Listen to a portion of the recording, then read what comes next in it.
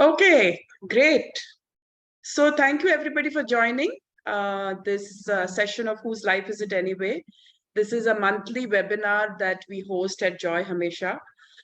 It's so called because it is our lives and we have to take 100% responsibility of our lives. And through these monthly webinars, we try and present to you different aspects of living a more fulfilling and a more joyful life. We go to the next slide. And as we do every session, we start with a presence practice to calm ourselves, to center ourselves, to be in the moment. Some of you must have hurried and come into this session. Some of you must be wondering when this session will end and you have to go somewhere. So just let's take 5 minutes to just center ourselves. So feet on the ground, not crossed. If you're sitting cross-legged, then it's fine. And keep your spine erect, your palms open and on your thighs, either facing upward or downward, whichever is convenient to you. Gently close your eyes and bring a smile to your face. Now scan your body from the top of your head to the tips of your toes. And if you come across any stiffness, any tightness, just mentally relax that part of the body. Both internally and externally scan your body. A lot of us carry tension on our shoulders, in our neck, upper back, some in the lower back, some in the abdomen. Check if your eyebrows are knitted. I always find my eyebrows are knitted. So breathe them out.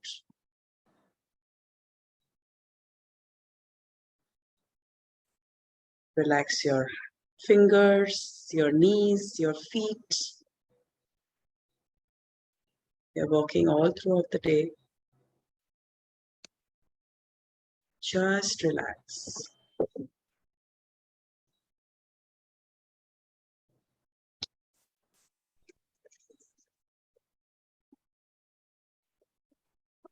Once your body relaxes, bring your attention to your breath. You don't need to regulate your breath in any way. Just observe your breath. As you inhale, your abdomen will rise, and as you exhale, your abdomen will fall.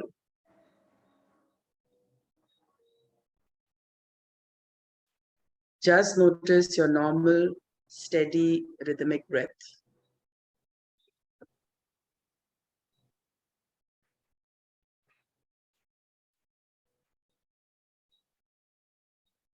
Modern neuroscience says that an even breathing pattern balances our left and right brains and also produces the feel-good hormones.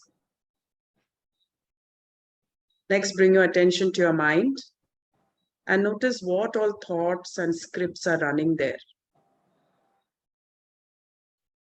And just like you would do to your computer screens, shut down all the open windows in your mind gently and firmly.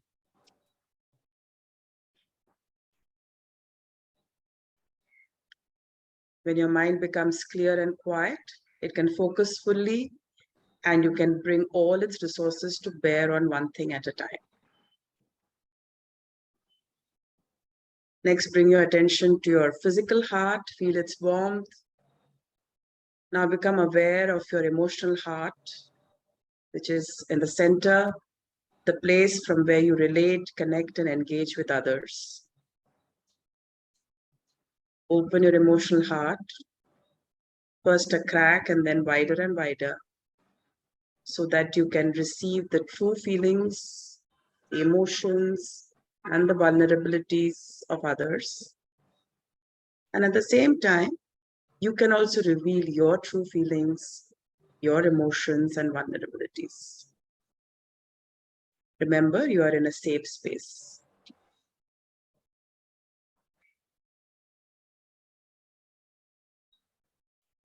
Now send out your antennae to pick up all the subtlest of signals around you. Notice all the sounds, the smells, the textures, the energies that are swirling around you.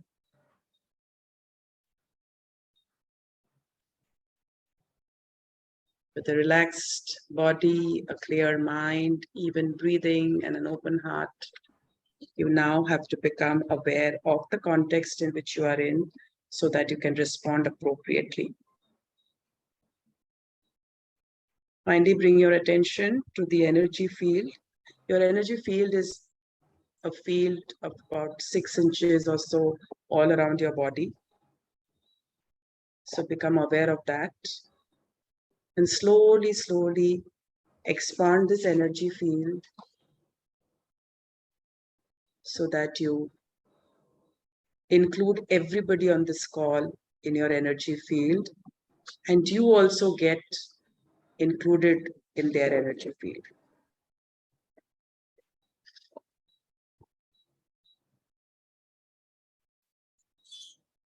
Deep breath and repeat after me mentally. The only reality of this moment is that I am here now. I am here now.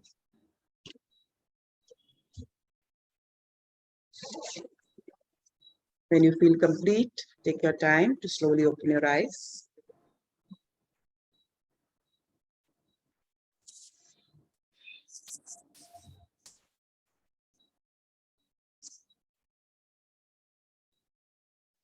Yeah. Okay, great. So welcome again to all of you to this session of Whose Life Is It Anyway? Dolly, can we go to the next slide?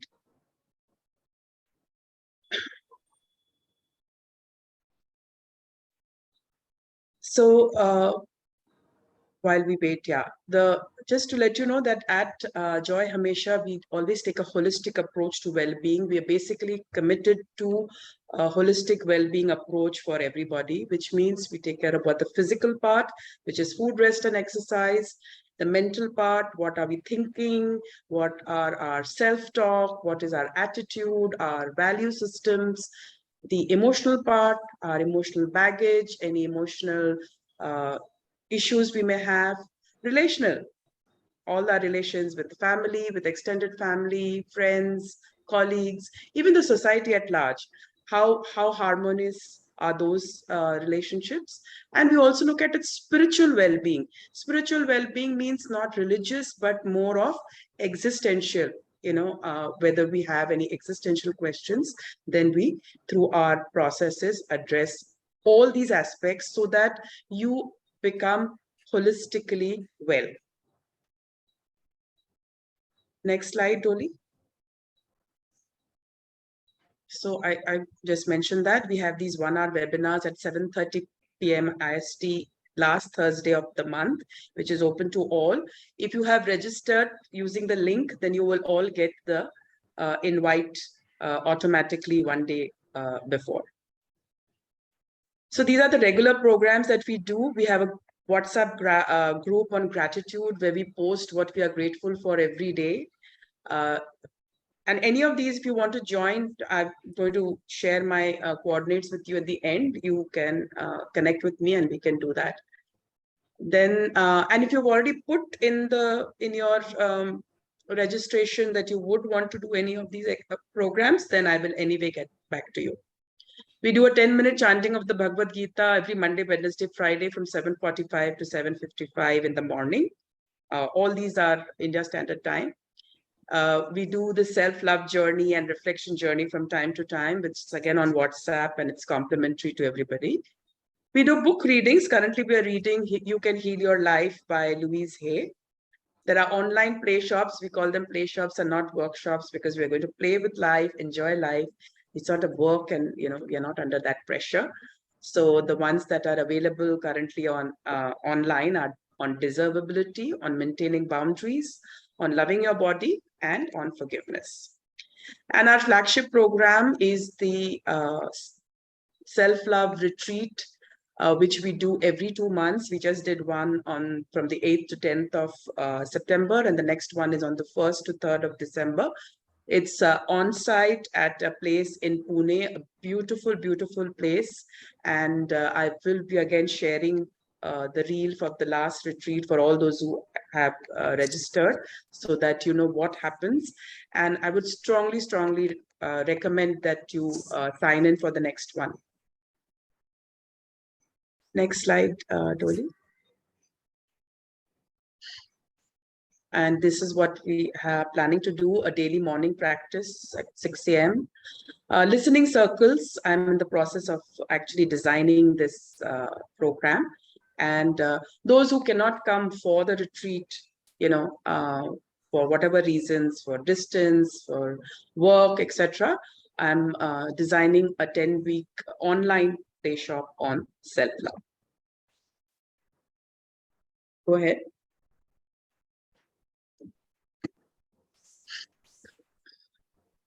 Dolly? Yeah. So these are the coordinates. You can take a screenshot of this. The best way to reach me is through WhatsApp, 9769355585. I have a website which is currently undergoing some changes, but you can go there and have a look at general things. We have a Facebook page. Most of you are a part of that group. We are on Instagram, slowly beginning to make our presence felt. From October, there'll be some more consistent efforts in that direction. On LinkedIn also, we have a page where mostly corporate related the programs that I do for corporates or issues that are more dear to corporates are shared. We have a YouTube channel where currently you have a lot of feel-good videos, short videos. So whenever you feel down, you can, just go there and have a look at those videos. And Spotify channel also is there, where some of the podcasts are there. So yeah, just take a screenshot of this, please, so that you have the coordinates, and especially my number 9769355585. Okay, so now we can stop sharing, Dolly, because we'll start with the program. It's a very special program for us today, because we've never had so many people come and share their stories, and all the people who are here today are all dear to me, and I'm so happy and grateful that they're all here.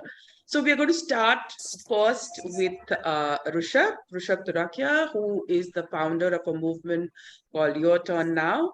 And he has a treasure trove actually of stories of compassion and kindness, having published 2 books on that subject. Yeah, I've been fortunate to be, I think, in the launch of both the books, to be present there. So Rushabh, the floor is yours. To maybe introduce Your Turn Now and then share a story with us. Okay, thank you. Thank you so much. I hope I'm audible. It's after a long time I'm doing an online session. Yes, you've been part of not just both the book launches, but your daughter has been the comparer of both the book launches. So that has to be mentioned. I think that time she was what, 8-year-old, 10-year-old when the book launch happened. Okay, so what I do, I actually, if you can read this card, it says Your Turn Now. So I'm the founder of this movement, which is a global kindness movement. This is the card which you give it to someone when you are kind to them, saying it's your turn now. Means it says there's someone did a little nameless act of kindness that touched your heart. Now it's your turn to multiply this feeling. Be there for someone and pass on this card. So I started this movement in 2009, almost 14 years back, and more than 1,000,000 cards are out in 49 countries as of now. So this card is in English, Hindi, French, German, Spanish, Mandarin, Arabic, international 10 languages, basically. So because of this, I get many stories. And plus also I have a promise. I've made a promise to myself since last 14 years to do one act of kindness, to make one person smile every single day, at least one person smile. So that's why there are lots of stories with me. about kindness. So today I would want to share about the kindness stories during COVID time, which I had started. So during COVID time, what I thought was that I would start walking on the road, and if there is any senior citizen who is a vendor and is sitting on the road and selling something, means that person needs money desperately, because generally, during COVID times, senior citizens are under danger more compared to others. And if still they are out sitting right on the beat, any weather, winter, cold, rainy, they're still out and doing something. So I thought, I would go and talk to them and eventually buy something from them, and would pay anywhere. So I would bargain, and I would pay anywhere between 7.5 to 15K to any of them. And so I started this journey in, I think, September 2020, just 3, 4 months after the COVID was in, 5, 6 months after. So this story happened during end of Diwali. I was walking around near the Tata Hospital, and on the opposite side, so there was this lady who was selling diya, and she must be 65, 70 plus. So she and her husband were selling diyas over there. It was a Bhai Beej day, so Diwali was almost at the end, and they were just packing up. I went around 4ish in the evening, and they were packing up. So I just went and I started talking to her. That how was the Diwali, and it was Bhai Beej, and she's Maharashtrian. For Maharashtrian, Bhai Beej is very important. She was wearing a nice sari, and she was sitting there and packing things. So I asked about the COVID and how it is going, and her son was working with a builder, but and in a sales. But since everything was shut, so he was sitting at home and no income. Only these two people were selling vegetables on odd days, and sometimes during Diwali they were doing diyas. So I spoke to her for half an hour, and eventually I said, I'll buy diya from you. And then I bargained. She was saying selling some 100 diya, sorry, for 100 rupees, she was selling some 5, 6 diyas. And then I started bargaining. I said, I'll give you 80 or something. And finally, I gave her 7,500. So she looked at her husband. She's like, and the lady who was talking nonstop, she looked at her husband, and she's like, I can't take it. I said, Aaj bhai bhi jai na. See, my Marathi is not good, but I tried to convince her in Marathi that tumi माझी बहीण, you are my sister. So आज भाई बीज है, तो भाई तो आएगा तो कुछ देगा, तो आप जीजा जी को मत देगा. So she's 60, 70 is like my mother's age, but I was telling her like, you are like my sister, and you have to take it.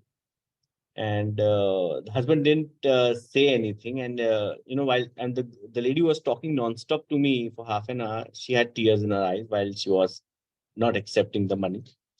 Finally she did, and then she told me, you know what, अभी तू मेरे को बहन बोला ना, तो अभी मेरे को तेरे को कुछ लेके देना पड़ेगा. तो you come with me, and I would want to buy something for you. Now just imagine, she's there down, trying to meet her ends, and she wants to buy something from me. I said, नहीं, मेरे को कुछ नहीं चाहिए, मेरे को अभी मैं जाएगा अभी. She said, no, you wait. So in her whole diya stock, the biggest diya of it was like a frog shape, a biggest diya, sorry, turtle shape, a biggest diya. She gave it to me. Said, you have to take this, and today evening you come to my house for dinner. And she used to stay at Chimbur. You come to my house for in some slum area. You come to my house for dinner, and that would be, actually, if you say that it's a Bhai Beej ka gift. Eventually, I didn't go because I was traveling that night. And so this was the one story. And just before this, before I met her, I met another lady, and she was selling agarbattis. I'll connect both the stories, how what happened. And she was selling agarbattis, and I started talking to her. So it was her father's business, and they are only two sisters now. Both are unmarried. Again, both are 60 plus unmarried. And now both sister, they take turn that who will be selling agarbattis in the daytime or in the nighttime, or they take shifts. And then she started talking that she has only one. I said that Bhai Beej ke din aap kya kar rahe ho? So she's like, I have only one mama's son who will come and we'll spend some time. And but he's also handicapped, so we'll spend some time and then we'll go. So again, I bought agarbatti from her and I gave her the money. So after this, when I met this Diya lady, and I was then crossing the road and going back home, the agarbatti lady, she came running. crossing the road, she came running. I said, what happened? So she had this old Nokia phone with a very old camera. कि मेरे को आपके साथ photo लेना है. मैं मेरे भाई को बताया कि देखो आज भी मेरे को और एक भाई मिला है, and just 60 plus old. And she said मेरे को ये भाई मिला तो मेरे को आपका फोटो है. I mean the photo was not clear, like how old Nokia phone pictures were. कि नहीं मेरे को आपके साथ ये फोटो लेना है, and we took the picture. So this was one of the 94 kind acts which I did during COVID times, speaking to senior citizens, listening to their stories for half an hour, 45 minutes, sometimes 1 hour. Just imagine a person 70-year-old has a 70-year-old experiences and stories. And maybe maybe they don't have people to listen to. So for me, even listening was a kind act to be done. Yeah. So that's what my story of the day was. Awesome. Thank you, Rishabh. I think we have to invite you again for all those stories. 94 was only during that period, right? But you have so many stories. And as I mentioned earlier, he's got 2 books full for children. It's a very good gift to give to children, called Your Turn Now 1 and 2, which has a collection of all these stories. Thank you, Rishabh. So we are all going to listen to all these stories, and then at the end we will share. Whoever wants to share something about any of the stories that they have heard, you will be you are welcome to share that, right? So I'm going to the next storyteller. That's Ram. He calls himself a true blue Bangalorean. He's an IT professional and a sports fanatic. And he loves going on long walks, playing tennis. He's an aspiring stand-up comic and a writer. Connecting with people on a personal level is a passion, and he's looking forward to this connect with all of us today. So Ram, stage is yours. Thank you, Anamika. You can hear me well? Yes, we can hear you. Okay, great. So first of all, thank you for having me here today. Thanks to Soumya as well. I think she only gave me this connect to this very wonderful group. I think some great stories by Rishabh. Thank you, Rishabh. Made my day. I think kindness is so important in the world we live in, right? So let me start by asking all of you a question. How many of you think you have a problem in life currently? Right? All of us think we have such big problems that we are dealing with. Today, my manager scolded me. My wife did not speak to me for something, right? The car guy in front of me did not give me way. He abused me, right? I mean, we have all sorts of problems. Some of them created by ourselves, right?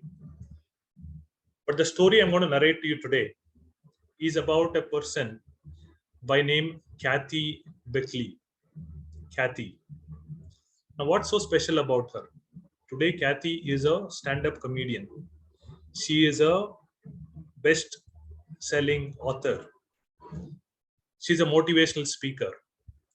So what's so special about her? I'll tell you what's special. Kathy, from her childhood, has been going through so much of bad luck, right? It started bad, it got worse, and it just kept going. As a child, she was afflicted by meningitis, right? So meningitis is a disease which usually accompanies, the person has stunted growth, they have learning disabilities, and so on, right? So her parents thought, oh, this girl has a learning disability, so we should put her in a school for slow learners, right? But what they did not realize until she was in grade 2 was that she was not a slow learner. She actually had hearing loss. So because whenever somebody spoke to her, she was not responding, people thought she was slow. But it was hearing loss that happened when meningitis hit her. And because she had hearing loss, when the teacher was teaching in class, obviously they have their backs to the students. She could not even see their lips, right? The teacher's lips. So she could not do lip reading. She looked around at all her friends, classmates, and she was completely lost in school. And by the time she finished school and graduated, she finished with a 1 point average. A 1 point average. Think about how hopeless she would have felt coming out of school with no hope in life, right? Those are real problems she's having in life. But she decided, I will pack up my bags. She was in a place called Ohio State in the US. She decided to drive as far as possible to the coast. So she went to California, right? The Pacific Ocean.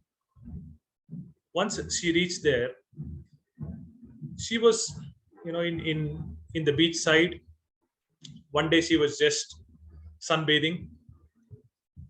And remember, she had hearing loss. There was a lifeguard who does these rounds on the jeep along the beach side, right? He did not notice that she was actually sunbathing. He ran over her with a 3,500-pound truck, that jeep, right? It crushed all her bones. She was in hospital for 5 years. It took her 5 years to recover. And she was in a wheelchair for 2.5 out of those years, right? Again, what a hopeless situation to be in life, right? But because she had hearing loss, she did not hear the doctor say, you cannot walk anymore in life. One fine day, she just got up and walked out of there. She walked out, and that was not the end of her bad luck, because by the age of 27, she figured out she was diagnosed with cervical cancer. Okay, bad luck one after the other. Meningitis, hearing loss, accident, broken bones, wheelchair. Now finally cervical cancer. How much bad luck can one person have, right? But then she underwent surgery for that. And she thought they caught most of the cancer. But it turned out the doctor called her again and said, we did not manage to catch everything. You need to come again for another surgery. Just imagine a person going through so much, right? But she went again. She said, this is my life. I'm not giving up, right? She said, nobody can tell me that I cannot walk. Nobody can tell me I cannot talk. Nobody cannot tell me that I cannot have a great life, right? So she got through that phase. She worked really hard. She did a lot of physical activities. And then by chance, one of her acquaintances called her upon stage for a stand-up comedy performance, right? She went up on stage, narrated her story in a very humorous way, right? She was able to make fun of herself. That's what comedy is all about, right? You should be able to poke fun about what happened to you. She poked fun about her hearing loss. She poked fun about the cancer and whatnot, right? And the crowd loved her. She actually won that particular competition. And then there was no looking back. Suddenly she was the talk of town. She ended up publishing so many best-selling books. She's a motivational speaker, because who would not want her to come and speak? Like I said, all of us are struggling in life, right? With something or the other, but nothing as big as that. When you look at that, all of our problems seem so trivial, right? And as an aspiring stand-up comic, when I came across her story, I was like, my mind was blown. I was like, if somebody can get past all of these and still be able to make fun of where they are, I mean, that's a role model for anybody to have, right? So that's the story that I wanted to share. You can all go to YouTube, look her up. Kathy Beckley is her name, Kathy. You can just say Kathy, I think, comedian or stand-up comedian. Beautiful, beautiful story. And this is real life. So, I mean, it gives me goosebumps even to just tell you this somebody actually went through all of this, right? So whenever we have some setbacks, I would say just think of this person and say, if she could go from wherever she was to where she is today, we can overcome our difficulties. So I think that's the message and the learning that I wanted to share with all of you today. Awesome. Yeah. I think this is a good story to showcase for most people going through a very difficult time, and to give hope to people who are going through adversity, one after the other, right? We keep on saying, oh, why am I so unlucky, or why me? But it's not only me, there are others as well who have gone through that journey and who have been able to find that strength. And we have to just, persevere, and things will happen in whatever way they are supposed to happen. Yeah, thank you. Thank you, So Ram, for. I've just pinged her name. So anybody wants Yes. to just go and have a look. I found it absolutely brilliant. So yeah, please do have a look. Awesome. Yeah. Awesome.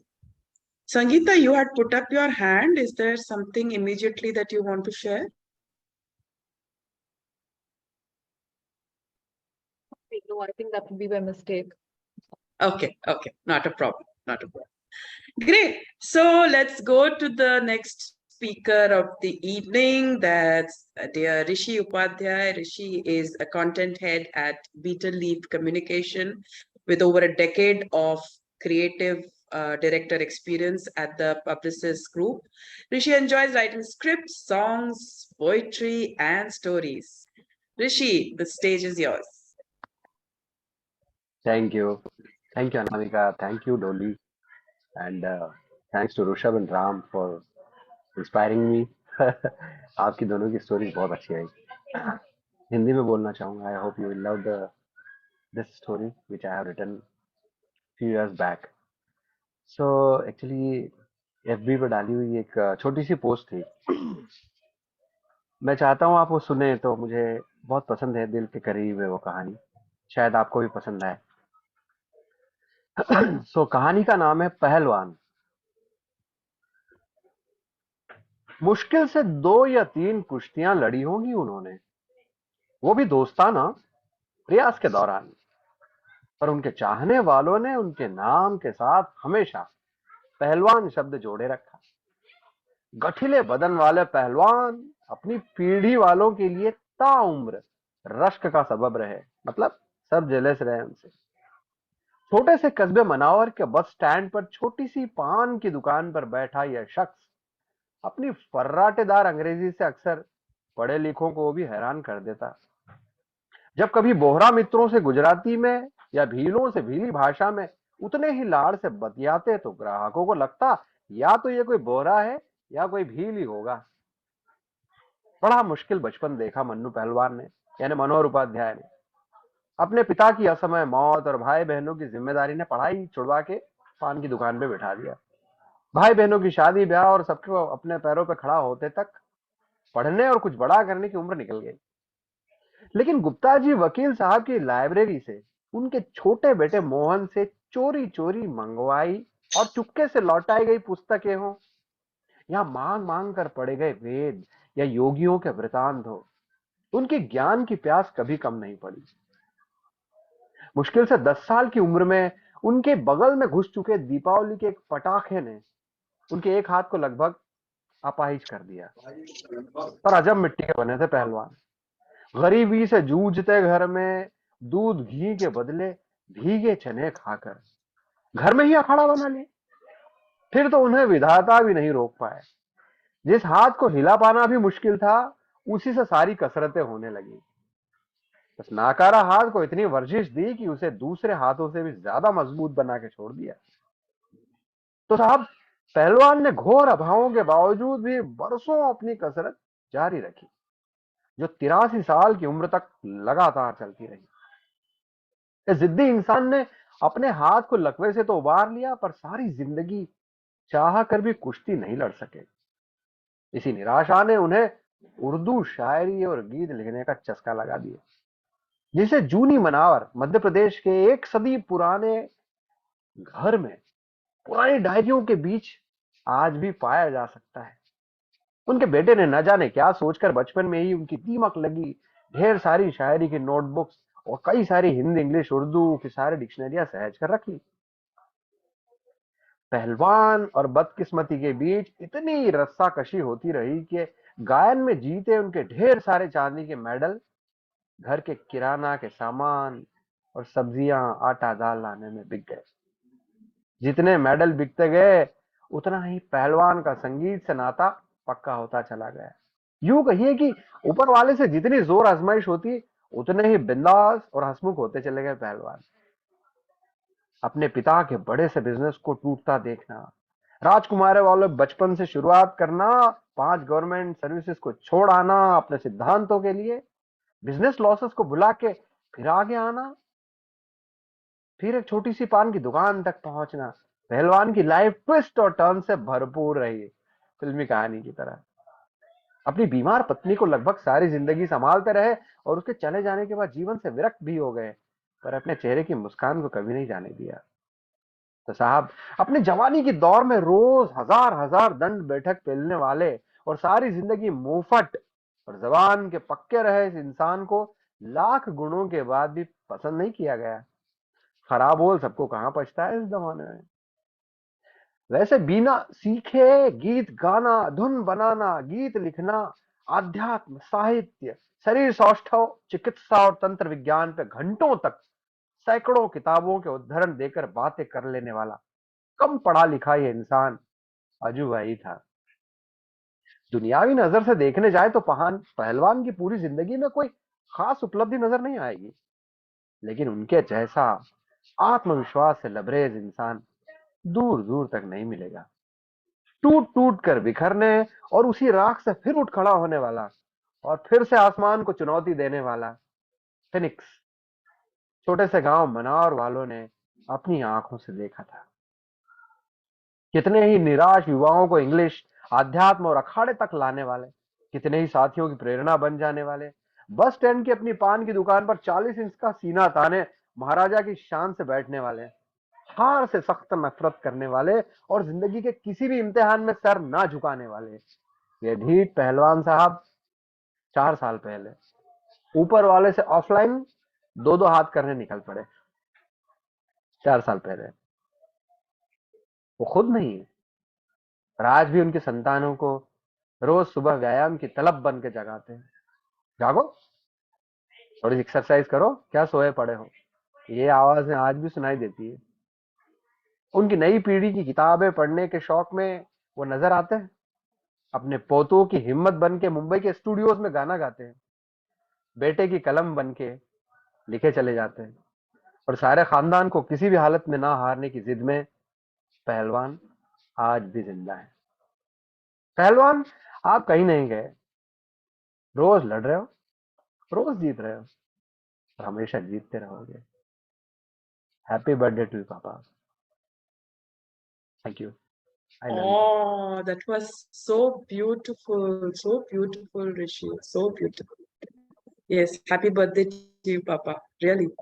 I was just going to say कि आपके पहलवान और I got goosebumps. absolutely और I got goosebumps Kathy in this. story and पहलवान story Yeah, was Kathy's story was amazing. yeah, beautiful. That was like thank you so much, Rishi. Thank you so much. Yeah, I know you have to take a pause now. Yeah. Okay, now I have Ajay Agarwal ji.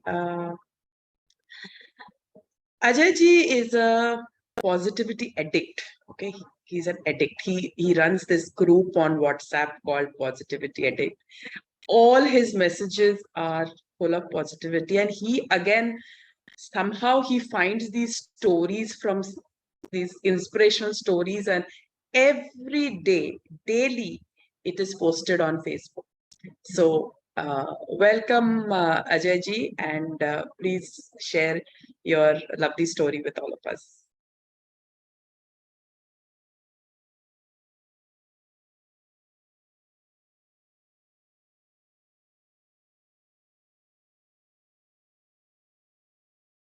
Ajay ji,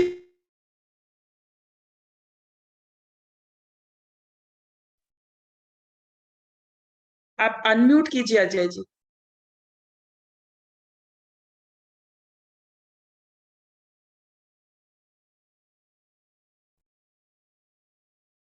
You're still muted.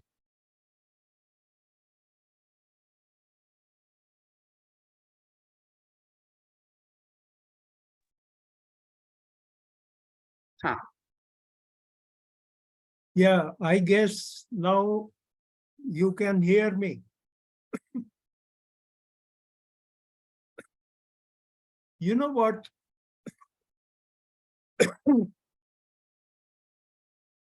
I am amazed at what Rishabh and Ram and Rishi have brought on the table. It's amazing, and I cannot match it, you know. But anyway, I will try to put across what I have. As Anamika said, I run a WhatsApp group by the name Positivity Addicts.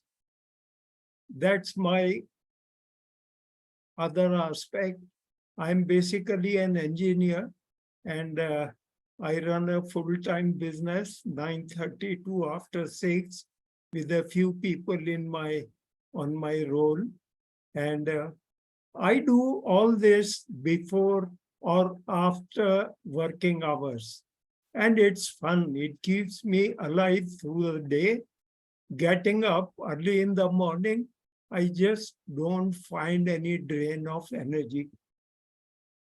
And Anamika has been one of the sources of inspiration with her unstinted creative work, you know. Now, let me just go down to what I have. As she said, I post one story every day. And this is just one of the shorter stories which I will read out.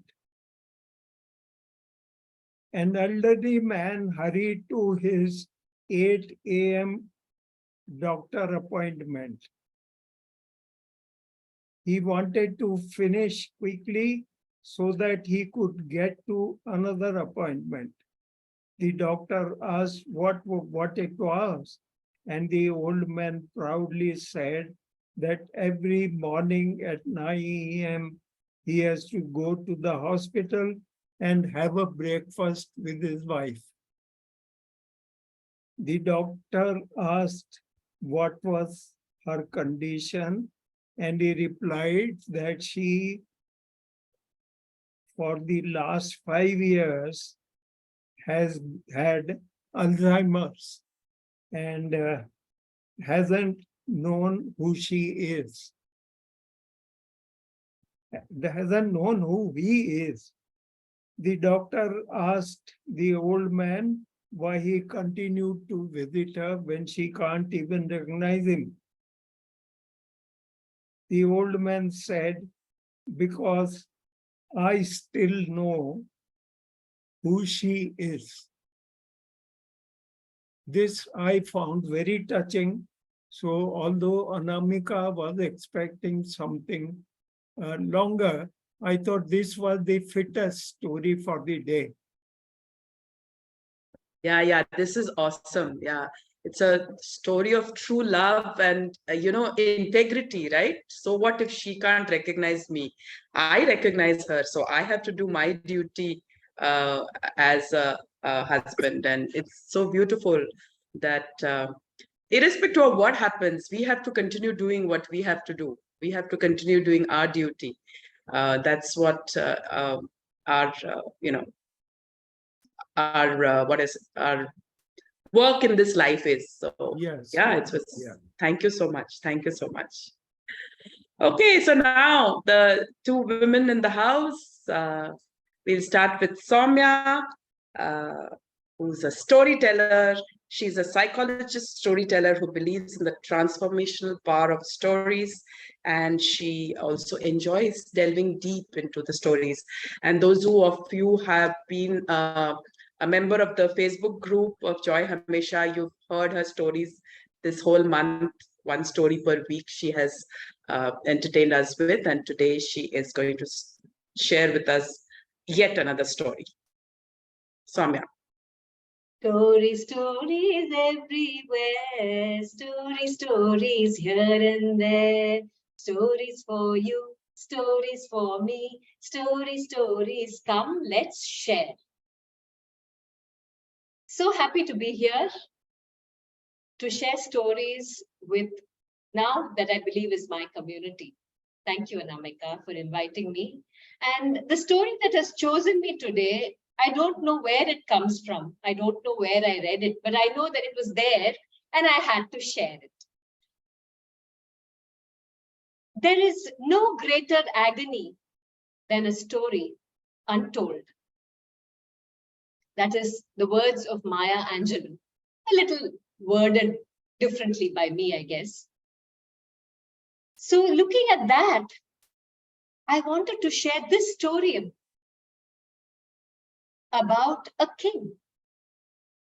King Aidan had everything: a palace, a treasury, a granary, people around him who adored him. King Aidan had everything. But unlike most kings, King Aidan was too generous and he never knew how to say no. One morning, a woman arrived at the gate of his palace. She was weeping and looked very weak. King Aidan stepped out into the balcony and looked at her from there. "How can I help?" he asked. She wept. "I've not eaten anything for days. I'm hungry. Oh, king, please spare me a loaf of bread," she asked. The king was not happy. He looked at his people, his servants, and said, "No one should be hungry in my kingdom. Go, bring a hot meal for this woman." And then he continued to say that not just a hot meal for this woman, bring whatever is in the kitchen and distribute it. Give everything away to the people. Whoever is hungry, distribute all the food. A month passed, and another man arrived at the gate of the palace. This time, King Aidan didn't stand on the balcony. He came down and stood on the steps and asked, "What can I do for you?" The man was sick. He too fell down at the feet of the king and said, "Sire, I have no money to buy my medicines. Can you spare a few coins?" he said. It was so pathetic. King Aidan looked at him and said, "Few coins? Give him a whole bag of coins and open my personal treasury and give out the money. Give it away to people. Whoever needs money, give all of that money. Give it away." Such was the generosity of King Aidan. A couple of weeks passed, and another woman arrived at the gates of the palace. And this time she begged for a place to stay. She said, "I have nowhere to go. I have nothing, no place to stay. Can you give me one room in your palace?" King Aidan looked at the woman and said, "One room? I'll give you my palace."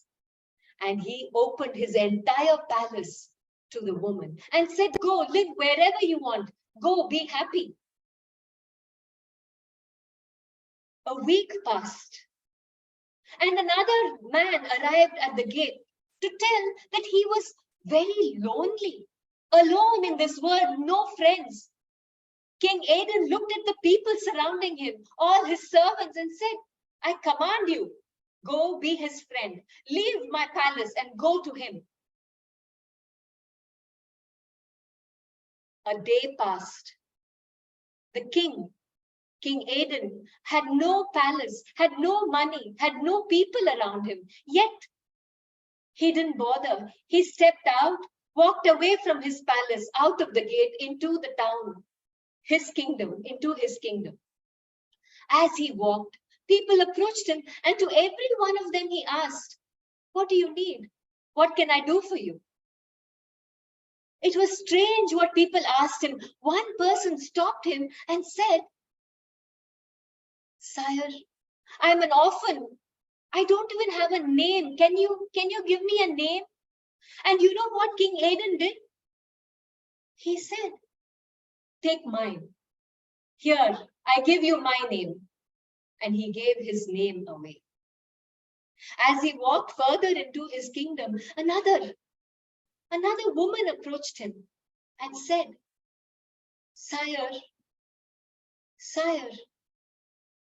I don't want to be a woman, but my family doesn't understand that I am a man trapped in a woman's body. Please, what do I do? Please tell me, help me. King Aidan looked at her and said, I have neither kingdom nor even my name, but I can give you who I am. I am a man. Here, let me give you even that. And he gave that away to her. Go tell everyone who speaks to you that you are no longer a woman, but a man. Go and proudly claim it. Go, said King Aidan. Having given away everything that belonged to him, he collapsed in a heap, completely exhausted. Nothing, he owned nothing, he had nothing. All that was left inside him was a deep, overwhelming sadness. For had he not given away everything? As he fell, as he collapsed, and as tears poured down from his eyes, he felt a gentle hand touching him. He turned to see a young girl standing next to him. What do you want? I have nothing to give you, he said to her. To which, with utmost kindness, the girl said, what can I do for you? King Aidan was frozen for a moment.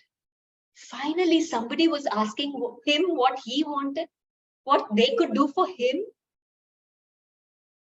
He took a deep breath and said, all I ask from you is your time. Can you sit with me and listen to my story? She smiled and said, of course I will. And she sat beside him while he told all that had happened to him. He poured his heart out, knowing the grief that comes from an untold story.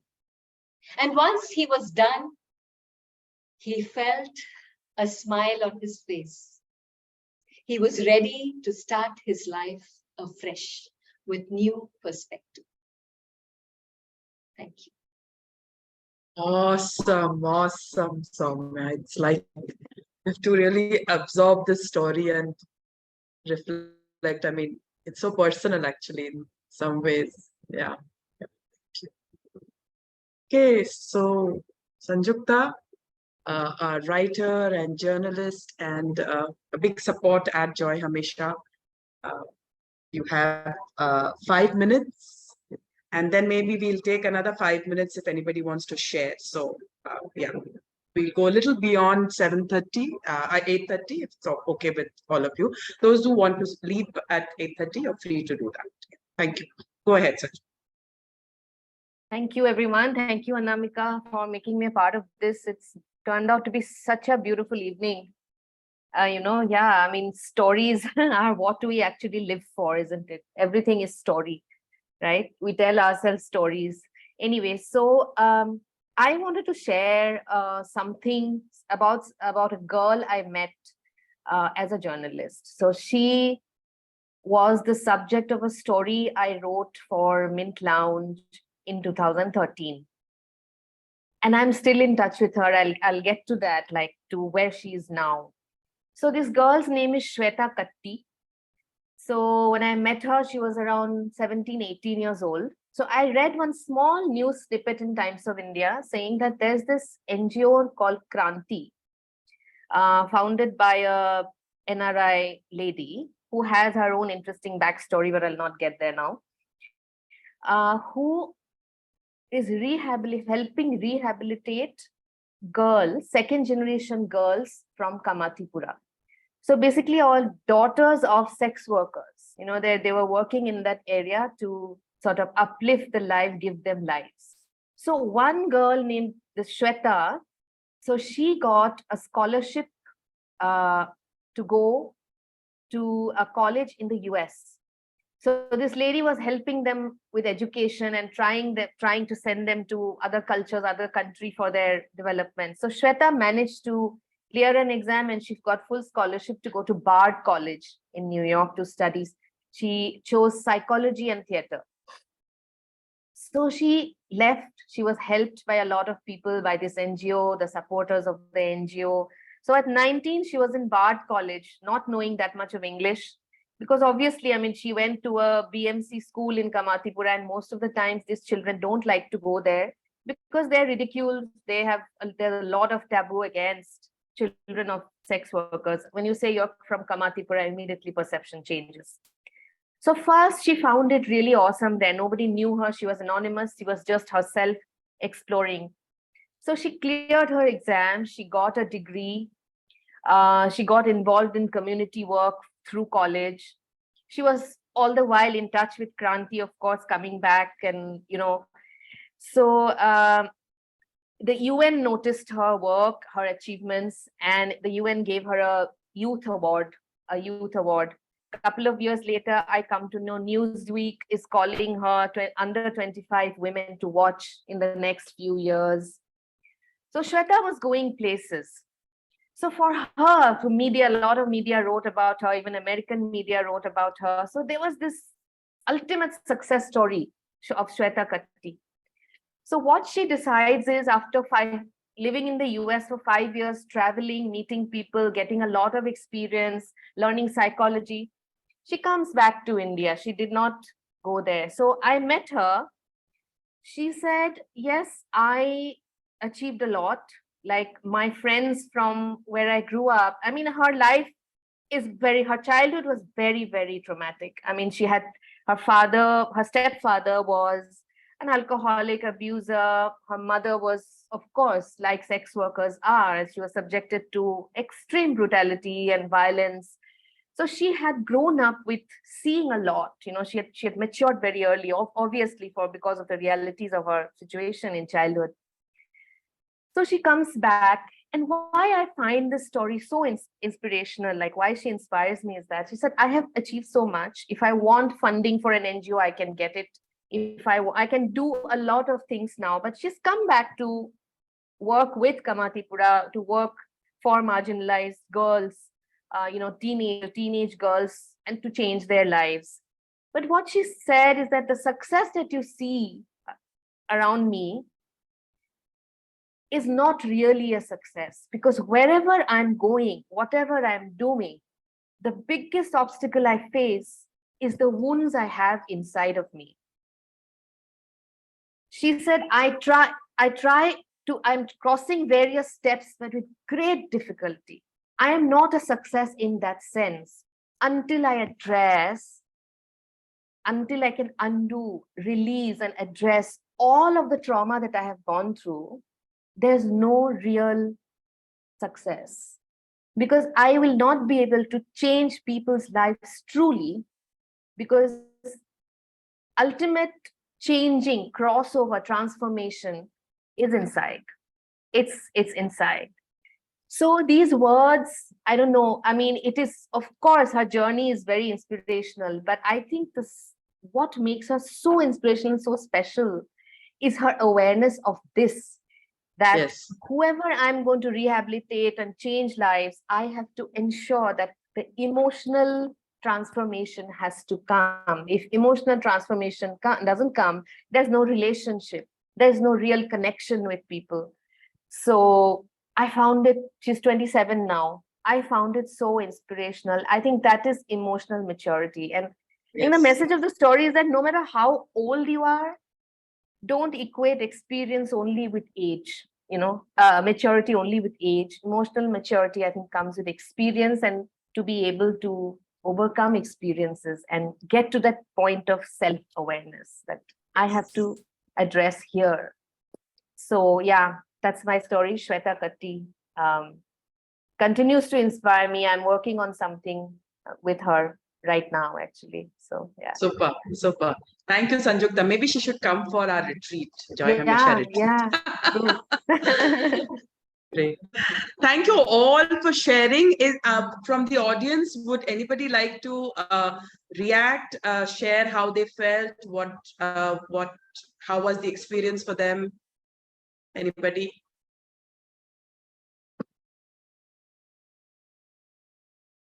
Shipra, you're on my screen. You want to Geeta, say I think something? we can't hear you. She's trying to say something. No, she's still muted. So you have to unmute yourself. Okay, can you hear me now? Okay, Sangeeta, go ahead. Yeah, hi everyone. Nice to hear all the stories. I myself do storytelling for children, and I'm always on lookout for stories, and they actually affect me a lot. So I really loved all the stories. Really touched. It's a feeling that you can, a lot of things you can relate to. And thank you for sharing. Thanks for this forum. And just wanted to say it's nice knowing you all. Thank you, Sangeeta. Thank you, Sangeeta. Anybody else? I wanted to ask Rushabh something. Yeah. You can ask. Rushabh? Yeah, Rushabh, very briefly, can you tell me how these interactions that you had, your experience of helping these people, and finding your turn now, how has it helped you personally? How has it changed you? Anything concrete you can share with us? I think Rishabh is not here. Yeah, he may not be there, but I can give you his number and you can connect with him and find out. Yeah. Yeah, he relentlessly does this work, relentlessly. I mean, yeah, every day, as he said, every day he does something on it. Okay, great. Thank you all for being here, especially all the storytellers. Lot of gratitude for you being here and sharing your stories. You were also on Facebook Live, so I'm sure some other people might have seen it. Soumya, is there anything on the comments in the Facebook Live? No, no. Okay. Great. Thank you so much. Have a great evening, and we will see you again next month, last Thursday of the month, with yet another exciting and interesting episode of Whose Life Is It Anyway?